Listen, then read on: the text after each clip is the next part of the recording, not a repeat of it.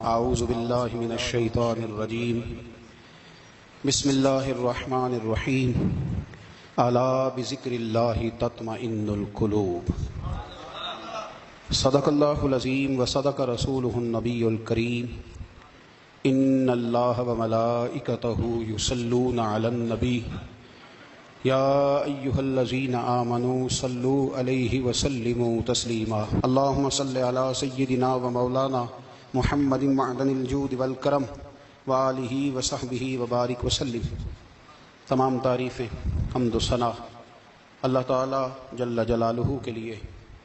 زاں بعد درود و سلام نبی اکرم نور مجسم شفیع معظم احمد مجتبیٰ جناب حضرت محمد مصطفیٰ صلی اللہ تعالیٰ علیہ وسلم کی ذات والا صفات کے لیے حمد و صلات کے بعد قرآن مجید نے ارشاد فرمایا الا بذکر اللہ تطمئن القلوب، فرمایا خبردار ہو جاؤ اللہ کے ذکر میں ہی دلوں کا اطمینان ہے، اللہ کے ذکر میں دلوں کا چین ہے۔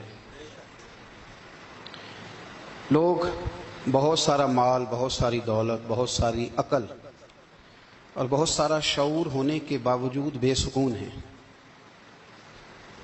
جس چیز نے زمانے کو تکلیف میں مبتلا کر دیا ہے اور جو چیز ڈھونڈنے سے نہیں ملتی وہ اطمینان ہے، وہ قرار ہے۔ لوگ بھیک مانگتے ہیں، منت کرتے ہیں، دہائی دیتے ہیں کہ کہیں سے سکون کی دولت مل جائے، لیکن وہ میسر نہیں آ رہی۔ بڑے بڑے لوگ ہیں اور میں عرض کر چکا ہوں کہ مالدار بھی ہیں اور عقل مند بھی ہیں، باشعور ہیں، پڑھے لکھے ہیں، پر قلبی سکون، راحت، اطمینان، چین انہیں میسر نہیں آ رہا۔ راتیں جاگ کر گزر جاتی ہیں، دن آزمائش میں بیت جاتا ہے۔ وہ کبھی اس کے لیے ٹھنڈے علاقوں کا سفر کرتے ہیں، کبھی دوستوں کی مجلسوں میں جا کر کے بیٹھتے ہیں، کبھی گھر سے دور اکیلے میں تنہائی میں وقت گزارنے کی کوشش کرتے ہیں، لیکن دولت سکون ناپید ہوتی ہے، میسر نہیں آتی۔ عرش کا رب فرماتا ہے کیوں تو بھٹکتا پھرتا ہے، کیوں دائیں بائیں جاتا ہے؟ چپ کر کے مسجد آ جا اور لوگوں سے بچ کے تنہائی میں میرا ذکر کر۔ اللہ ملے گا کیا؟ فرمایا الا بذکر اللہ تطمئن القلوب، میں تیرے بے چین دل کو چین عطا کر دوں گا۔ وہ تیرا تڑپتا اور پھڑکتا ہوا مزاج، اسے میں سکون کی دولت دوں گا۔ یہ تجھے کہیں اور نہیں ملے گا، یہ میری یاد میں ملے گا۔ یہ چین، قرار، سکون تجھے یہیں میسر آئے گا۔ اطمینان قلبی زندگی کا حسن ہے بھائی، دولت سکون اصل ہے۔ بڑے ٹھنڈے کمرے میں کچھ لوگوں کو نیند نہیں آتی، اور داتا صاحب رحمۃ اللہ علیہ آپ جائیں تو دونوں سڑکوں کے بیچ جو فٹ پاتھ ہے نا، اس پہ بھی کچھ لوگ سوئے ہوتے ہیں۔ ادھر سے بھی گاڑیاں گزرتی ہیں، ادھر سے بھی گاڑیاں گزرتی ہیں، لیکن بس نیند ہے نا، اللہ کا فضل ہے، اس نے دے دی ہے، آنے والوں کو آ گئی ہے۔ اطمینان قلبی، میرا معاشرہ بے سکون ہے، بے قرار ہے۔ مجھے کچھ لوگ کہتے ہیں جی میں آج کل بڑا بور ہو رہا ہوں، تو میں کہتا ہوں یار ہمیں تو ٹائم ہی نہیں ملا آج تک بور ہونے کا، نہیں وقت ہی نہیں اتنا میسر آیا۔ کون سا ٹائم نکالے جس میں بندہ بور ہو؟ وہ تو ہے کہ انسان کچھ فارغ ہو، کہیں اس کے پاس گنجائش ہو تو بور بھی ہو لے۔ کیسے بور ہو لیتے ہو؟ یہ کیا ہوتا ہے بور ہونا؟ زندگی میں اتنا وقت ہی کہاں ہے کہ انسان بور ہوتا پھرے اور یہ تصور بناتا پھرے کہ میں بڑی آزمائش میں ہوں تو میں بڑے بور ہو رہا ہوں، تو میں بڑی تکلیف میں ہوں۔ تو وقت بہت زیادہ ہے ہمارے پاس، لا یعنی کاموں میں ضائع بڑا ہوتا ہے، تو ہم بور ہوتے ہیں، پریشان ہوتے ہیں۔ اللہ فرماتے ہیں یہ جو میری یاد ہے نا، لیکن اس کا بھی ایک طریقہ ہے یاد کا، اس طریقے سے اگر میرے رسول کریم علیہ السلام نے فرمایا اللہ کا ذکر اس طرح کرنا کہ دیکھنے والا تمہیں دیوانہ سمجھے، لوگ سمجھیں کہ کوئی مجنون ہے، کوئی جنونی ہے، کوئی پاگل ہے۔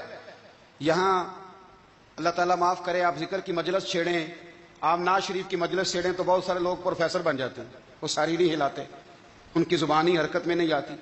حالانکہ رب کریم کا ذکر اس طرح کرو کہ دیکھنے والا تمہیں دیوانہ سمجھے، کہیں اور کھونے کی ضرورت ہی نہیں۔ میرے حبیب گویا ہمیں فرماتے ہیں تو رب کے ذکر میں اس طرح کھو جا کہ تجھے دنیا کا خیال ہی نہ رہے، تجھے پھر دنیا کی ہوش نہ رہے۔ لیکن اگر نماز میں بھی خیال غیر آئے، ذکر میں بھی توجہ کہیں اور ہو، زندگی میں وہ عجیب لمحہ تھا، وہ میرے ساتھ تھا اور میں تنہا تھا، اگر ماحول یہ ہو کہ آپ کہیں جسم کے ساتھ تو موجود ہوں، روح موجود نہ ہو، تو پھر لذت ذکر بھی میسر نہیں آتی، پھر کیف نہیں حاصل ہوتا۔ یاد رکھیں کہ اس طرح کھو کے رب کی یاد کہاں سے کیف آئے گا؟ الجھ ہی بڑا گئے ہیں. وہ مستی، وہ سرور، وہ کیف جو اللہ کے ذکر میں ہوتا تھا، جو کبھی مرشد کامل کے سامنے بیٹھ کر لوگ اللہ اللہ کرتے تھے تو لگتا یہ تھا کہ یہ یہاں ہے ہی نہیں، یہ تو کہیں اور چلے گئے ہیں، یہاں موجود ہی نہیں. لیکن اب وہ موج نہیں، وہ شوق نہیں، وہ درد نہیں، وہ زید نہیں. اقبال تڑپ کے کہا کرتے تھے خیرت کی گتھیاں سلجھا چکا ہوں، یا رب مجھے صاحب جنوں کر دے. اللہ مہربانی فرما، وہ کیفیت دے، وہ سرور دے. زندگی میں اگر اطمینان چاہتے ہو تو کبھی کبھی سب کچھ بھول کے نا تو مست ہو جایا کرو رب کی یاد میں. کبھی کبھی چھوڑ دیں دنیا، چھوڑیں یار موبائل، کسی وقت کریں اس کو بند، چھوڑیں اس بات کا خیال کہ فلانے نے سلوٹ کیا کہ نہیں کی، چھوڑیں. حضرت باجزید بستامی رحمت اللہ تعالی علیہ فرماتے میں نے اعتکاف کبھی اپنی مسجد میں نہیں کیا، تو کہ سارے ہی ہاتھ چومنے والے، سارے ہی پیار کرنے والے. فرماتے میں جب اعتکاف کرتا تھا تو میں بستان سے دور نکل جاتا تھا جہاں کوئی مجھے جاننے والا نہ ہو. اٹھ بلیا چلو اتھے وسیے جتھے وس دے نہیں سارے ینے، نہ کوئی ساڈی ذات پچھانے تے نہ کوئی سانو منے، چلو ادھر چلے. اٹھ بلیا چلو اتھے وسیے جتھے وس دے نہیں سارے ہی ینے، نہ کوئی ساڈی ذات پچھانے تے نہ کوئی سانو. اتنا شوق ہے سلوٹ کرانے کا، اتنا شوق ہے تعارف کرانے کا، اتنا شوق ہے اپنا بتانے کا، تو یہ چیز غلبہ کر جاتی ہے. پھر نام رہ جاتا ہے، روح نہیں رہتی، پھر وجود رہ جاتا ہے، پھر باطن کی کیفیت نہیں رہتی. خدا را اپنے آپ کو بے چین نہ کرو، بے قرار نہ کرو، بے سکون نہ کرو. رب کی یاد میں آ جاؤ، درود و سلام میں آ جاؤ، نعت کے حسن میں آؤ، تلاوت کی دنیا میں آؤ، سجدوں کے نور میں آؤ. آؤ کبھی کھول کے دل مسجد کی صفائیاں کریں.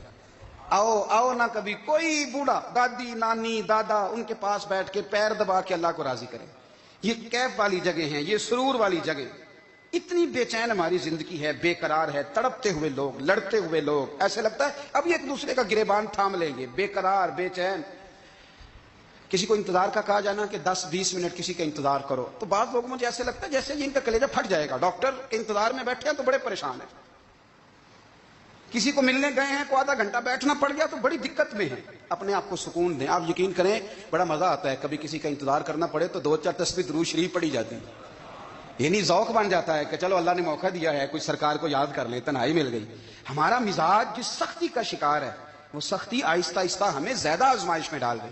تو میرے بھائی زندگی میں اطمینان حسن ہے اور وہ سب سے زیادہ اللہ کی یاد میں ملتا ہے، وہ سب سے زیادہ رب کریم کے ذکر میں. سب سے زیادہ جو چاہتا ہے نا دل ٹھنڈا رہے، زبان میٹھی رہے، وہ مدینے والے محبوب پہ درود و سلام پڑھا کرے، وہ حضور پہ درود و سلام پڑھا کرے. زبان میٹھی رہے گی. میرا ذاتی تجربہ ہے کہ جو آدمی اپنے اخلاق سنوارنا چاہے وہ حضور پہ درود شریف پڑھے. جو اپنے اخلاق سنوارنا چاہے، طبیعت کو ٹھنڈا رکھنا چاہے، وہ درود شریف پڑھے، اس کا دل سکون میں آئے گا. کچھ کام اور ہیں زندگی میں اطمینان کے لیے، ان کا ہونا بھی بڑا ضروری ہے. سب سے پہلے اگر آپ چاہتے ہیں نا زندگی میں سکون ہو تو حقیقتوں کا سامنا کرنا سیکھیں. آپ جو ہیں وہ رہنا سیکھیں، جو آپ نہیں ہیں وہ بننے کی کوشش نہ کریں. حقیقت کا سامنا کرو گے تو زندگی اطمینان میں آ جائے گی. ہم نے نا بہانے بنا لیے ہیں، ہیلے بنا لیے ہیں، جھوٹ کے سہارے اپنے آپ کو اونچا کر لیا. ایک آدمی سے کہا جاتا ہے تو رشوت نہ لے، تو کہتا ہے میں غریبوں سے نہیں لیتا. تو میرا سوال یہ ہے کہ امیروں کا حساب لینے کی اللہ نے تیری ڈیوٹی لگائی ہے، تیرے ذمہ لگایا ہے کہ تو امیروں کا حساب کر. تمہیں کیا ضرورت پڑی؟ ہم نا بہانہ کرتے ہیں. رشوت لینے والے کا الگ بہانہ ہے اور سفارش والے کا الگ بہانہ ہے. حقیقت کا سامنا کریں. حقیقت کا جو میرے ذمہ داریاں ہیں وہ میں نے پوری کرنی، جو آپ کی ذمہ داریاں ہیں وہ آپ جان نہ چھڑائیں. حقیقت پسند بنے. میرے رسول کریم پھر پڑھیے درود شریف صلی اللہ تعالی علیہ وسلم. حضور صلی اللہ علیہ وسلم نے فرمایا کہ میری بیٹی سیدہ فاطمہ الزہرا رضی اللہ تعالی عنہا صرف جنتی نہیں، جنتی عورتوں کی سردار ہے. لیکن حضور نے یہ بھی فرمایا کہ فاطمہ یہ خیال رکھنا اگر اللہ نے حساب پوچھا تو حساب تم نے خود دینا ہے. حقیقت کی طرف توجہ کرائی حضور نے.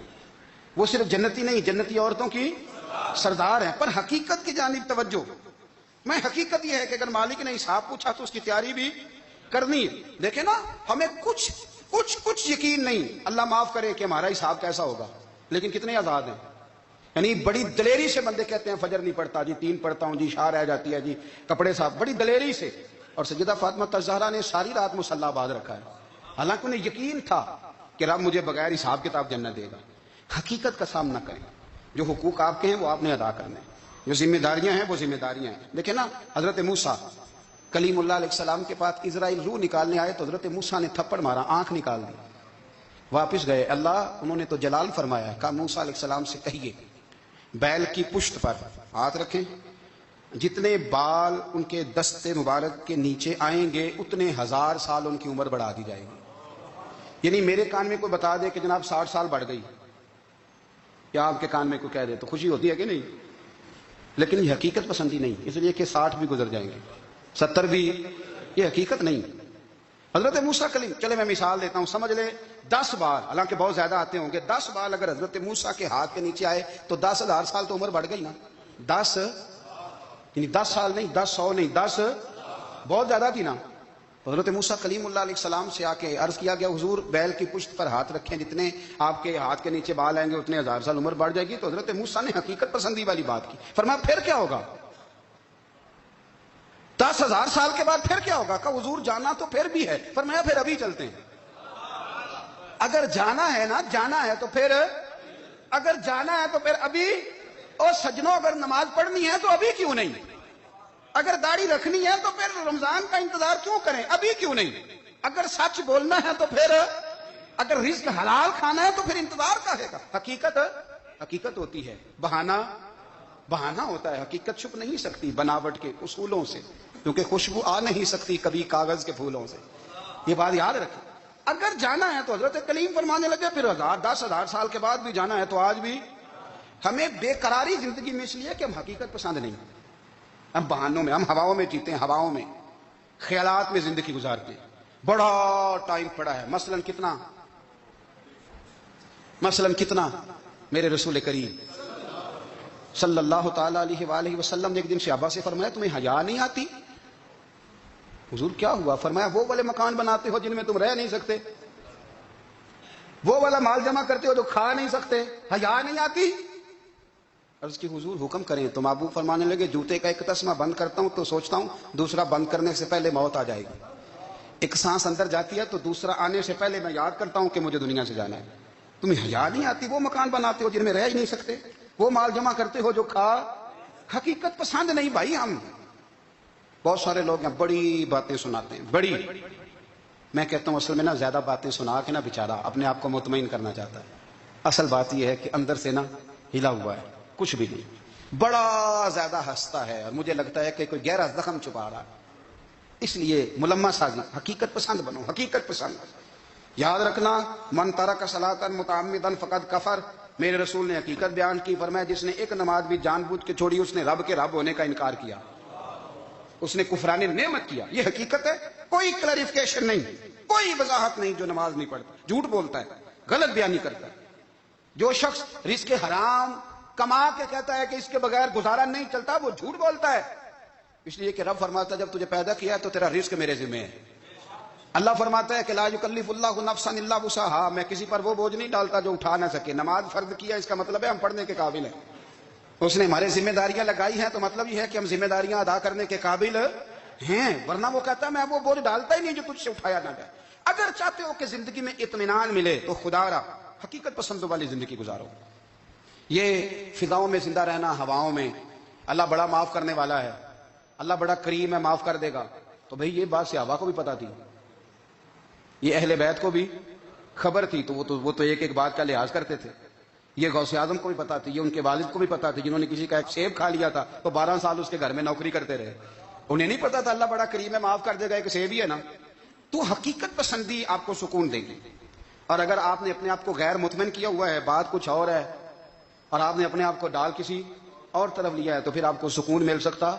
سکون حقیقت پسندی میں، اصل میں سکون ہوتا ہے، اداکاری میں سکون نہیں ہوتا۔ تیسری بات سنیں، اگر آپ چاہتے ہیں زندگی میں مطمئن رہیں تو دنیا داروں سے امیدیں توڑ دیں، اللہ اور اس کے رسول سے امید وابستہ کریں، اولیاء اللہ سے امیدیں وابستہ کریں، صحابہ اور اہل بیت سے امیدیں، اللہ اور اللہ والوں سے امیدیں، دنیا داروں سے امیدیں۔ آپ کو پتا ہے دنیا دار کی تباہی کب ہوتی ہے؟ جب انہیں خوش آمدی مل جاتی ہے۔ چودھری کا بیڑا اس وقت غرق ہوتا ہے جب اسے چودھری کہنے والے زیادہ ہو جاتے ہیں۔ سیٹھ صاحب اور نواب صاحب بیچارے تباہ تب ہوتے ہیں بھولے پان میں، جب ان کے دائیں بائیں ریلا ہوتا ہے سیٹھ صاحب کہنے کا، لوگ انہیں کھانا چاہتے ہیں، پیار ان کا نہیں ہوتا، ان کی جیب کا ہوتا ہے، محبت ان سے نہیں ہوتی، ان کی کرسی سے ہوتی ہے۔ ضروریات کا